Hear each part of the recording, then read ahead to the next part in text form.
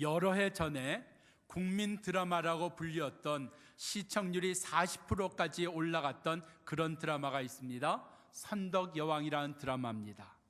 그런데 이 선덕여왕에 한 인물이 나오는데 굉장히 재능도 많고 유능하고 탁월합니다. 그런데 문제는 상처가 많다는 겁니다.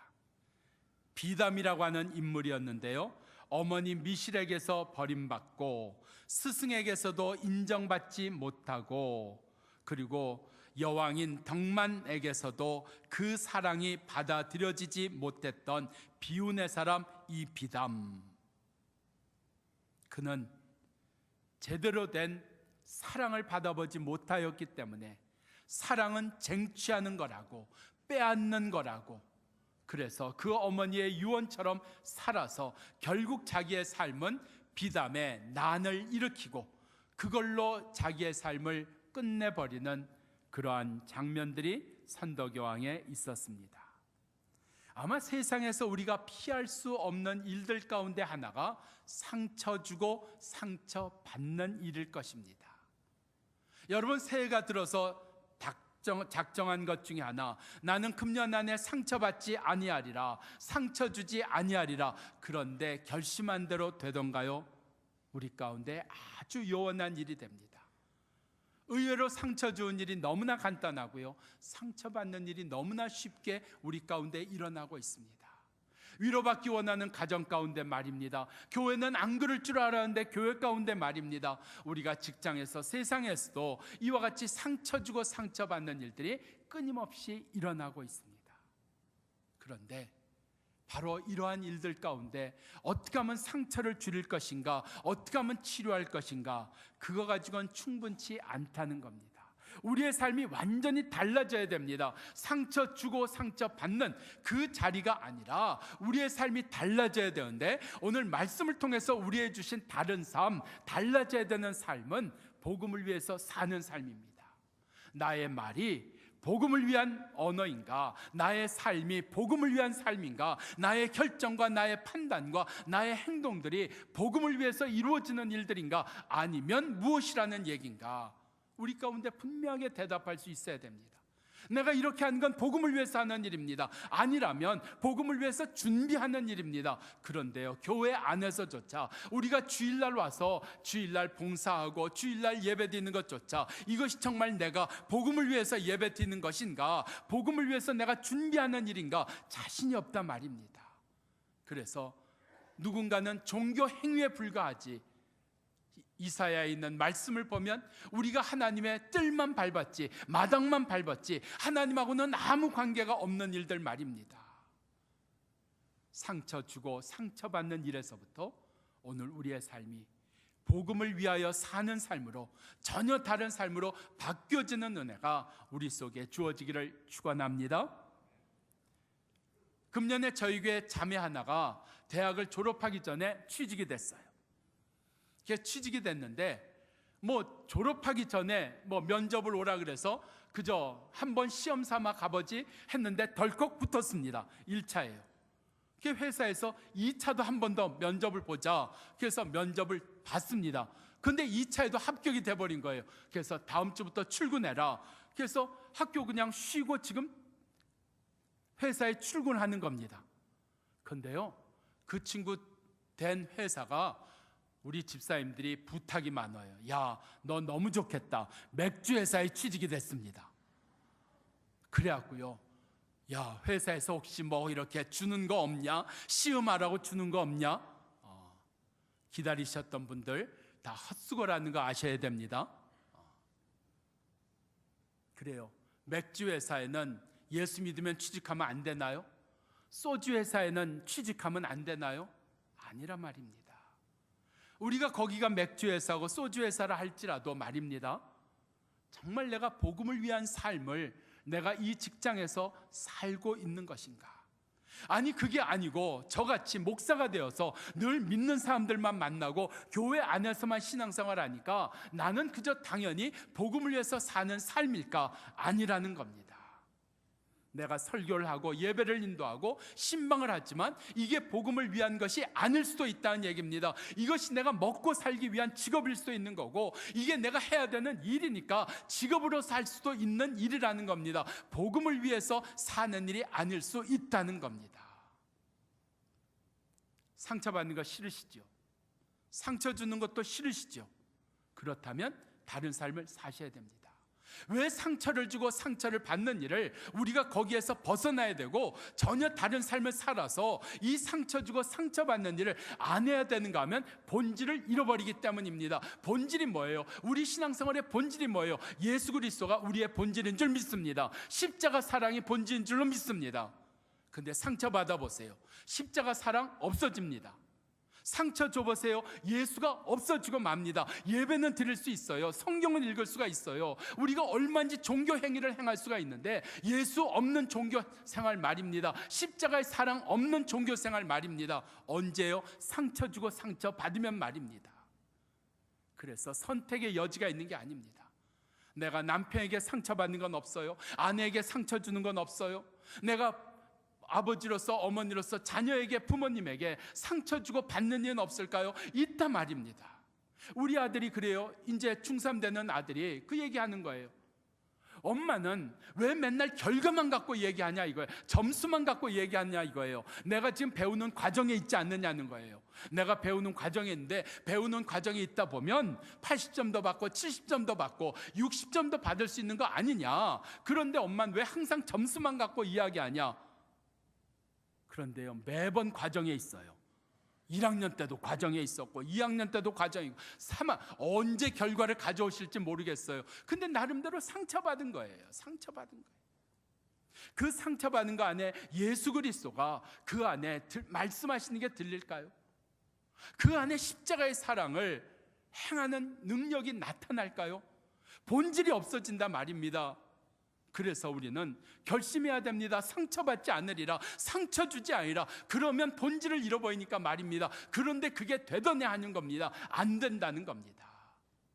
상처 줄 의사 없었어요. 전혀 내가 그런 의사 없는데 상대가 상처를 받아버리니 어떡합니까? 내가 상처 안 받으려고 했는데 상처가 돼버리는 게 어떡합니까? 우리 속에 내가 주일날은 상처 주고 받는 일이 없나요? 우리가 주님을 위해서 봉사하고 섬기는 일수에 그런 게 없나요? 있습니다. 그 안에선 본질을 잃어버리기 때문에 남는 건 비본질적인 거예요. 비본질적인 게 내 마음을 차지하고요, 우리 교회를 차지하게 되고요. 그러면 교회 아니잖아요. 우리가 왜 교회 나옵니까? 교회는 NGO가 아니잖아요. 착한 일을 하는 데가 아니잖아요. 우리 속에 오늘 이런 비본질적인 것에 매어 끌려가지 아니하려고, 본질을 잃어버리지 아니하려고, 예수를 잃어버리지 아니하려고, 십자가의 사랑을 잃어버리지 아니하려고 오늘 상처 주고 상처받은 자리에서 복음을 위해 사는 자리로 옮겨가는 은혜가 우리 가운데 이루어지기를 축원합니다. 우리 교회 성도님 가운데 한 분이 몇 주 전에 저한테 책자를 하나 갖고 오셨어요. 책자를 하나 갖고 왔는데, 집사님 이게 뭐예요? 제가 만든 겁니다. 아니 무슨 책을 만드셨어요? 목사님의 설교를 제가 매주일마다 요약해서 여기에 목사님이 설교한 것, 그걸 제가 여기에 담았습니다. 그러니까 주일날 외부에서 오신 목사님이 설교한 것까지 다 요약해서 52주 설교를 요약을 해가지고 그 설교집을 만들어서 갖고 오셨더라고요. 제가 얼마나 겁이 났는지 아십니까? 설교를 잘 듣는 사람이 저는 겁이 납니다. 근데 우리 교회 집사님 한 분은 주일날 설교를 듣고 월요일날 직장에 가서 그 설교를 들은 은혜를 직원들하고 나눈다 그러시더라고요. 이게 다 겁나는 사람들, 무서운 사람들입니다. 누가 무섭지 않은지 알아요? 누구의 이야기를 안 듣는지 아세요? 설교 아무 상관없는 사람들. 그러면요, 별로 그거는 무섭지 않아요. 별로 그거는요, 이야기해봐야 들리지 않아요. 근데 말씀을 잘 듣는 사람들 말입니다. 성경책에다가 1월 31일 본문 하고 적어놓고 거기다가 1번 뭐 2번 뭐 적어놓는 분들 말입니다. 나 주일날 예배 드리면서 뭐 했어요? 이 예배가 복음을 위해 사는 삶의 예라는 대답이 되겠어요? 주일날 성도들을 만나고 인사하는 일이, 주일날 교회 와서 하는 일이 복음을 위해 사는 나의 삶의 모습이라고 이야기할 수 있겠어요? 우리 가정에서 내가 살아가는 모습이, 우리의 직장에서 나의 살아가는 모습이 복음을 위해서 사는 삶이라고 내가 이야기할 수 있는 것일까요? 교회 안에서만 복음을 위해 사는 건가요? 아니지요. 가정에서도, 직장에서도, 세상에서도 우리가 복음을 위해 살아야 되는 삶, 그래서 본질인 예수 그리스도를 잃어버리지 아니하고 십자가의 사랑을 놓치지 아니하는 은혜가 우리 모두 가운데 이루어지기를 바랍니다. 자, 11절 말씀을 보면 우리에게 주신 그 복음을 위한 삶이 어떻게 주어졌는가 하는 것을 말씀하고 있습니다. 그가 혹은 사도로, 혹은 선지자로, 혹은 복음 전하는 자로, 혹은 목사와 교사로 주셨다 말씀하고 있어요. 누가요? 예수 그리스도가 말입니다. 내가 신학교를 나오고 목사 시험에 합격해서 목사가 된 것이 아니라 예수 그리스도가 나를 목사로 세우셨다고 하는 겁니다. 우리 모두에게는 다 새 이름을 주셨습니다. 이전의 이름은 아버지요, 어머니요, 아내요, 남편이라는 이름, 또 직장에서는 뭐 부장이요, 과장이요, 뭐 직업에 따라서 주어진 이름들이 있습니다. 그런데 그런 이름 말고 오늘 우리가 예수 그리스도로부터 받은 이름이 우리 가운데 있다는 겁니다. 어떻게 이 이름을 주셨는가요? 내가 열심히 있어서, 내가 남보다 나은 것이 있어서, 탁월한 것이 있어서, 배운 것이 그래도 있어서, 내가 전문가니까, 내가 이쪽에 유능하니까, 능력이 있으니까 그래서 이러한 이름을 주셨나요? 그래서 베드로를 사도로 세우셨나요? 그래서 바울을 전도자로 세우셨나요? 아니잖아요. 아니라고 말씀을 하잖아요. 왜 아니랬는데 왜 자꾸 그것을 말씀대로 따라가지 않으세요? 바울 이야기합니다. 3번씩 이야기합니다. 내가 당대 최고의 스승이라고 얘기하는 가말리엘에서 배웠습니다. 내가 바리새인 중에 바리새인입니다. 내가 열심으로는 누구에게도 뒤지지 않습니다. 그것 때문에 그를 사도로 세웠습니까? 그를 복음 전하는 자로 세웠습니까? 아닙니다. 우리 누구도 뛰어내서 재능이 있어서, 능력이 있어서, 배운 것이 많아서, 소유가 있어서 아니라는 이야기입니다. 우리 모두가 다 부름받은 이유는 주의 전에 다 다릅니다. 주차장에서 봉사하는 자로, 식당에서 섬기는 자로, 교사로, 때로는 성가대원으로 나름대로 다 우리가 부름받은 이유는 은혜입니다. 왜 우리에게 은혜로 부르셨나요? 우리의 가진 능력 때문에 부르셨으면 자기의 능력을 자랑합니다. 우리의 가진 지위 때문에 부르셨으면 지위를 자랑합니다. 그런데 성경은 이야기합니다. 하나님은 우리를 지위로 부르신 것이 아니라, 능력으로 부르신 것이 아니라, 세상 그 가지고 있는 어떤 것으로 부르신 것이 아니라 은혜로 부르셨느니라. 은혜로 우리를 부르셨다는 겁니다. 여러분, 우리를 능력 때문에 불렀다면 나의 능력을 쓰셨으니까 대가를 치르셔야 됩니다. 나에게 대가를 주셔야지 돼요. 상을 주신다든지 뭐 인정을 해주신다든지, 이만큼 내가 내 능력으로 봉사하고 섬겼으니까 뭔가 나를 위해 주는 게 있어야 된다는 얘기입니다. 그런데 내 능력이나 가진 것으로 부르신 것이 아니라 무엇 때문에? 은혜로 부르셨기 때문에 우리는 대가를 받는 사람이 아니라 감사를 하는 사람입니다.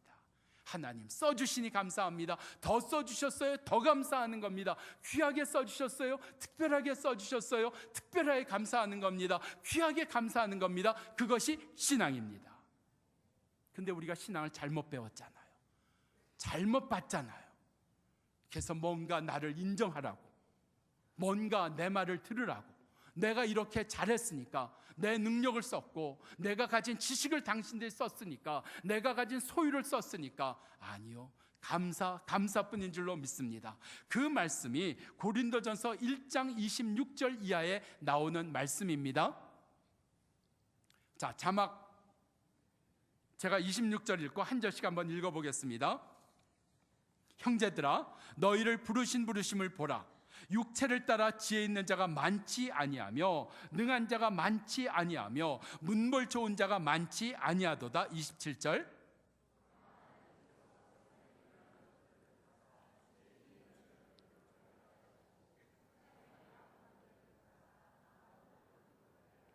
하나님께서 세상에 천한 것들과 멸시받는 것들과 없는 것들을 택하사 있는 것들을 폐하려 하시나니. 29절 같이 읽습니다. 시작. 이는 아멘, 아멘. 써붙이세요. 손바닥에도 써붙이세요. 외우세요. 이는 아무 육체라도, 목사라도, 능력 있는 자라도, 뛰어난 자라도, 누구라도 하나님 앞에서 자랑하지 못하게 하셨느니라. 철저하게 막으셨어요. 왜요? 자랑이 교만이 되잖아요. 자랑이 파멸이 되잖아요. 누구도 자랑하지 못하게 하셨다 그랬어요. 자랑하고 싶어요. 목사님들 모이면, 목사님들 오랜만에 같이 모이면 이런저런 얘기합니다. 그런데요, 목사님 한 분이 얘기하죠. 다 궁금한 거 있으면서 다들 안 하시네요. 제가 하지요. 그리고 자기 교인이 몇 명 모이는지, 자기 교회가 헌금이 어떤지 먼저 이야기를 하세요. 그래야 다 궁금한 거예요. 궁금한 거. 저 교회는 얼마나 모이나, 저 교회는 헌금이 얼마나 되나. 그래서요, 많이 모이고 헌금이 많이 나오는 교회는 자랑이 돼요. 자랑이 돼요. 자랑을 안 하려도 자랑이 돼요. 우리를 은혜로 부르신 게 뭐냐고요? 내게 주신 귀한 이름, 예수로 말미암아 내게 주신 그 이름 때문에 우리에겐 오직 감사만 있게 하시려고 우리를 은혜로 부르셨다 말씀하고 있습니다. 정리해 볼까요? 복음을 위해 사는 삶이 뭐냐고요? 상처 주지 않고 상처받지 않는 복음을 위해 사는 삶이 뭐냐고요? 우리 가운데 감사, 더 감사, 특별하게 감사, 귀하게 감사, 존귀하게 감사, 그것이 복음을 위해 사는 삶인 줄 믿습니다. 우리를 은혜로 부르셨다 그랬어요. 만물에 찍기만도 못한 나를, 벌레만도 못한 나를, 죄인 중에 괴수인 나를. 목사는 죄인 아니었을까요? 목사는 찌끄러기 아니었을까요? 그런데 하나님 불러서 나를 여기에 세우셨단 말입니다. 나 아니면 더 귀한 사람을 세우실 수 있는데 나를 세워서 하나님 손해보시는 거예요. 어려우신 거예요. 내가 여기서 할 수 있는 게 내 안에 한계가 있잖아요. 제한돼 있잖아요. 그 모든 걸 다 하나님 메꾸셔야 되잖아요. 하나님 푸셔야 되잖아요. 해결하셔야 되잖아요. 내가 잘 못하니까 하나님이 복잡하시잖아요. 더 짐을 지셔야 되잖아요. 그런데도 불구하고 하나님 나를 여기 세우셨단 말이에요. 그럼 뭐예요?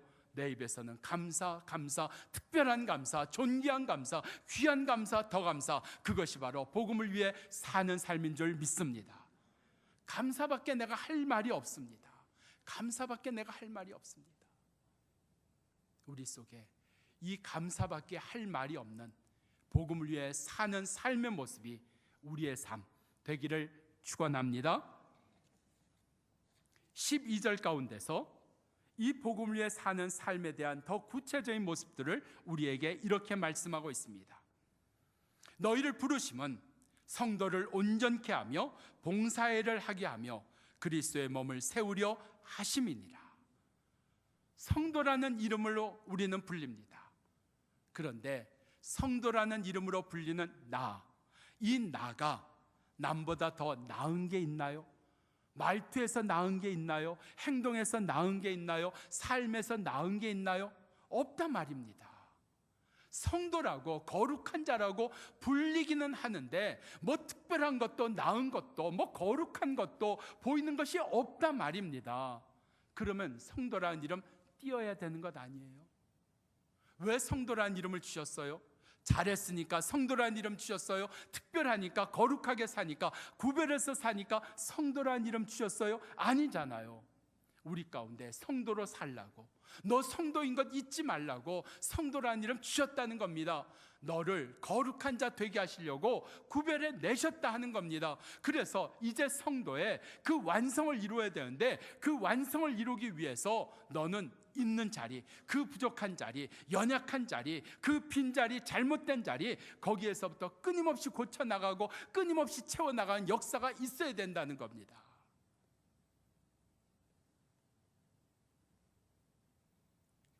이번에 초등학교 6학년 졸업하고 중학교 올라가는 아이들이 왜 저한테 그렇게 짠하게 느껴지는지 몰라요. 왜 그렇게 자꾸 마음에 들어오고 참 뭐라 그럴까요? 저것들이 이제 고생하겠구나. 이제 입시의 문턱에 들어가서 이제 공부 소리, 물론 초등학교 때도 많이 들었겠죠. 그 참 마음에 그렇게 명단 갖다 놓고 제가 울었습니다. 이번에 중학교 1학년 올라간 아이들이 한 40명 되는데 제가 놓고 울었어요. 하나님, 이 영혼들 어떻게 하실 겁니까? 하나님, 남들 다 가는 중학교에 들어가는 것 하나님 그걸로 끝나게 하지 마시고 하나님 은혜 주셔야 됩니다. 특별한 은혜 주셔야 됩니다. 저들이 수도 없이 공부라는 이야기 들을 거고 수도 없이 하고 싶은 일 찾아야 되고, 요즘엔 중학교부터 자기 진로에 대한 걸 찾으라고 하는데 이게 어디가 찾습니까? 여러분, 우리나라의 대학생 가운데 76%인가가 자기가 뭘 해야 될지 모르겠다, 그 답이 나와 있습니다. 대학에 들어가도 뭘 해야 될지 모르는 사람들인데 중학생들에게 너 뭐 할 거야? 너 뭐 하고 싶어? 이게 아이들이 감당이 되겠습니까? 얼마나 어려운 삶을 이제부터 살아야 돼요. 우리는요 공짜로 산 겁니다. 옆에 있는 분하고 이렇게 얘기해. 우리는 거저 산 겁니다. 인사하세요. 정말 여러분 다 거저 산 겁니다. 예? 근데 우리의 아이들은요 정말 힘든 시대를 사는 겁니다. 내려갈수록 점점 힘든 시대를 살아가요. 지금 공부한 게 저들이 취직 전세에 나갈 때는 공부한 걸 써먹을 수 없는 직업이 많아지는 거예요. 왜요? 그 직장이 없어지는, 그런 사람을 필요하지 않아요. 지금 열심히 공부한 것을 자기들이 나가서 그런 걸 가지고 취직을 하려면 그런 거 필요 없다는 거예요. 컴퓨터가 다 하고 로봇가 다 하지 그런 사람 필요 없다는 시대가 온단 말이죠. 그럼 뭐가 되는 거예요? 우리의 삶 속에서 정말 기도해 줘야 되는 거예요. 우리의 자녀들 온전케 하는 일에 쓰임받는 부모 되십시다. 성도 되십시다. 성도를 온전케 하는 게 바로 우리를 부르신 부름의 모습이라 말씀하고 있습니다. 우리가 하나만 생각 잘못하면 성도를 온전케 하는 일에 쓰임받는 일이 아니라 다른 데 자꾸 간단 말이에요. 다른 데요. 다른 데 가요. 제가 어느 날 내가 지금 뭐 하고 있는 거야? 저 자신에게 깜짝 놀랐던 일이 있습니다.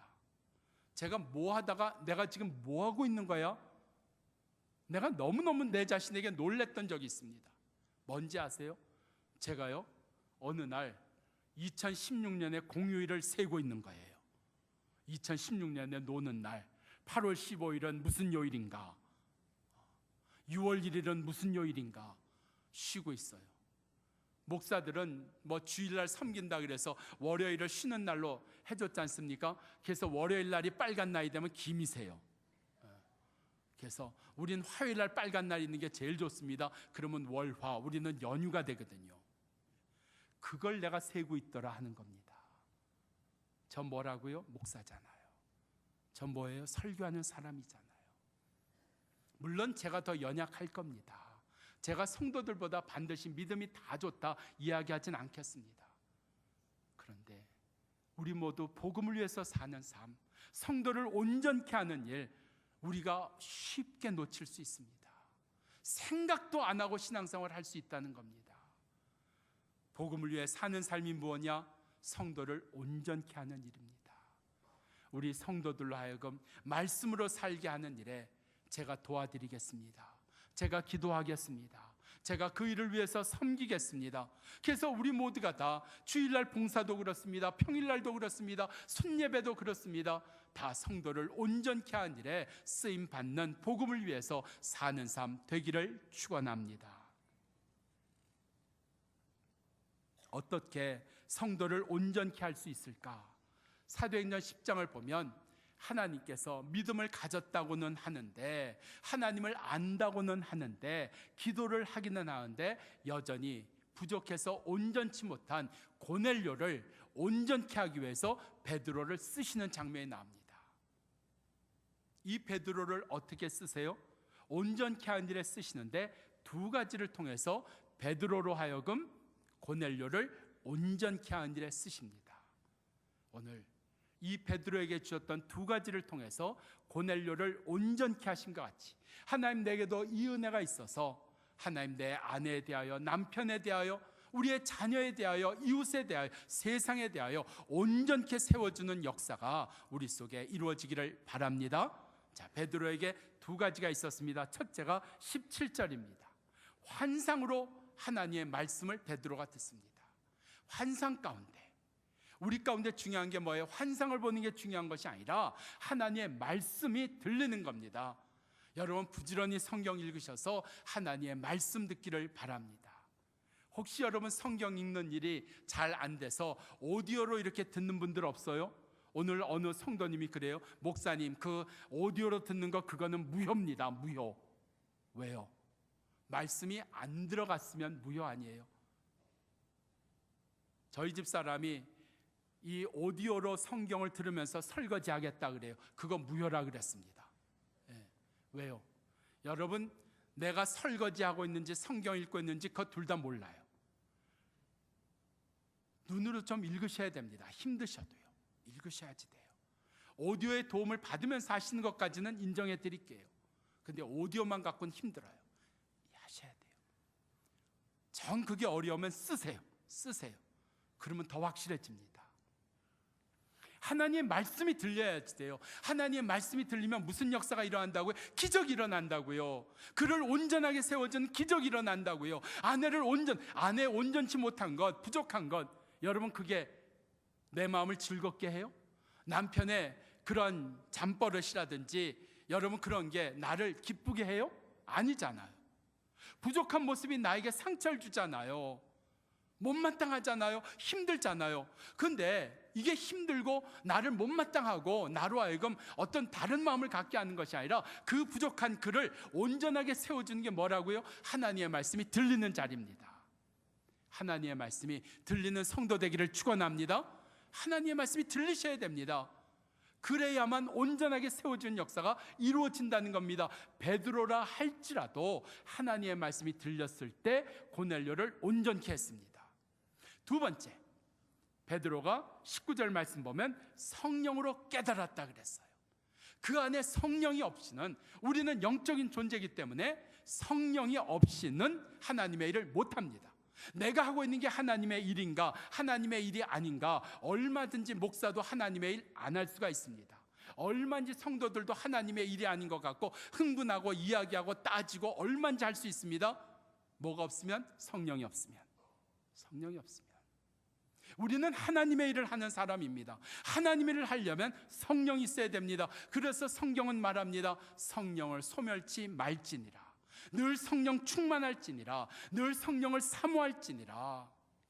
성령의 열매가 뭐라 그랬어요? 성령을 사모한 자에게 온유와 희락과 기쁨과 관용과 화평과, 우리 가운데 그 성령의 열매가 있어야 되잖아요. 그것이 내가 성령을 사모하는 것이고 그것이 내가 성령 충만한 증거 아니에요? 성령의 열매가 없는데 무슨 내가 성령을 사모하고 성령으로 충만하단 말입니까? 성령의 열매가 있기를 축원합니다. 그래서 우리 가운데 이 성령으로 말미암아 부족한 자, 연약한 자, 그를 온전하게 세워주는 남편이 되고 아내가 되고 아버지가 되고 어머니가 되는 성도가 되는 은혜가 우리 가운데 이루어지기를 축원합니다. 같은 12절 둘째, 봉사일을 하게 한다 그랬어요. 섬긴다는 이야기입니다. 자, 이 봉사일을 통해서 우리가 복음을 위해서 사는 삶이 될 수가 있습니다. 우리가 봉사할 때 복음을 위해서 사는 삶이 될 수 있는데, 우리가 봉사한다는 이야기가 뭘까? 요한복음 13장 12절 말씀입니다. 한 절씩 읽습니다. 저희 발을 씻기신 후에 옷을 입으시고 다시 앉아 저희에게 이르시되 내가 너희에게 행한 것을 너희가 아느냐? 13절, 내가 주와 또는 선생이 되어 너희 발을 씻겼으니 너희도 서로 발을 씻기는 것이 옳으니라. 15절, 내가 너희도 봉사하게 하기 위해서 예수님 뭘 하셨다고요? 본을 보이셨다고요. 봉사가 뭐냐고요? 본이 되시는 겁니다. 본이 되시는 겁니다. 내가 하는 것처럼 성도들이 다 하는 것, 그게 본이 되는 겁니다. 내가 헌금하는 것처럼 내가 사랑하는 것처럼, 내가 용서하는 것처럼 성도들이 다 용서하고 사랑하고 헌금한다. 그게 본이 된 겁니다. 우리 가운데 복음을 위해 사는 삶이 무엇인가 본이 되시는 겁니다. 여러분 가정에서 본이 되셔야 됩니다. 직장에서 본이 되셔야 됩니다. 교회에서 본이 되셔야 됩니다. 우리가 아이들 보는 데서는 물도 마음대로 못 마신다 그랬어요. 아이들이 따라할까 봐. 제가 친구 집에 어렸을 때 놀러 갔다 기억이 나요. 이 숟가락을 쥐는데 숟가락을 이렇게 져요. 이렇게 져서 밥을 이렇게 떠서 이렇게 먹더라고요. 무슨 얘기인지 아시겠어요? 숟가락을 이렇게 주는 거예요. 보통. 근데 그것이 멋있어 보이더라고요. 그래서 저도 집에 와서 숟가락을 이렇게 주고 밥을 이렇게 퍼서 먹다가 밥 먹는 데서 한 대 맞았습니다. 그때 제가 속으로 뭐 했을까요? 밥 먹을 땐 개도 안 때린다는데, 근데 제가 개띠잖아요. 그래요. 본이 되셔야 됩니다. 나처럼 이렇게 우리 모든 성도들이 해도 괜찮나? 그러면 하세요. 내가 하는 것처럼 내 자녀가 이렇게 해도 괜찮나? 그러면 하세요. 근데 그게 아니라면 하지 마세요. 우리가 복음을 위해 사는 삶이 본이 되는 삶이다. 저는 요즘 우리 교회 이름이 얼마나 좋은지 모릅니다. 근본 자를 썼지만 오늘 본이 되는 것도 우리에게 주신 이름이다 생각을 합니다. 예수 그리스도가 본이 돼 주셨습니다. 오늘 내가 본이 되는 은혜가 내가 있는 자리마다 꼭 이루어지기를 바랍니다. 자, 마지막 세 번째가 오늘 그리스도의 몸을 세우려 하심이라 말씀하고 있습니다. 그리스도의 몸 무엇을 얘기를 하는 걸까요? 그리스도의 몸은 교회를 이야기하는 겁니다. 예수 그리스도가 이 땅에 오셔서 하신 일이 크게 세 가지가 있습니다.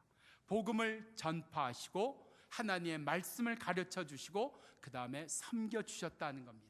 아픈 이들을, 배고픈 자들을, 어려운 이들을, 어린 아이들을, 혼자 된 여자들을 섬겨주신 것. 그래요. 우리 교회가 교회 맞습니까? 우리 교회가 교회라면, 그리스도의 몸이라면 세 가지가 있어야 됩니다. 우리는 열심히 복음을 전하는 것이 있으면 교회입니다.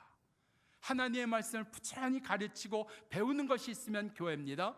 어린이들과 믿지 않는 이들과 아픈 이들과 가난한 이들과 어려운 이들을 돕고 있다, 교회입니다. 다른 것 갖고 교회냐 아니냐 이야기하면 안 됩니다. 이 세 가지입니다. 그래서 우리는 복음 전하는 일에 열심을 내야 되고요, 우리는 말씀을 가르치고 전하는 일에 열심을 내야 되고요, 우리는 봉사하는 일에 열심을 내야 됩니다. 이 세 가지 일이 내게 있으면 나를 성전 교회로 세우신 겁니다. 근데 이게 없으면 아닌 겁니다. 오늘 우리가 여러 모양으로 교회를 얘기를 합니다. 이상적인 교회도 이야기합니다. 그것 중요하지 않습니다. 이상적인 교회, 멋있는 교회, 많이 모이는 교회, 그게 중요한 것이 아니라 정말 그리스도의 몸이냐, 교회가 말입니다. 교회가 그리스도의 몸 되려면 열심히 부지런히 복음을 전해야 되고 하나님의 말씀을 가르치고 배워야 되고 열심히 봉사하고 섬겨야 되는 이 그리스도의 몸 된 오늘 복음을 위해서 사는 역사가 우리 교회와 우리 모두 가운데 이루어지기를 축원합니다. 기도하십시다.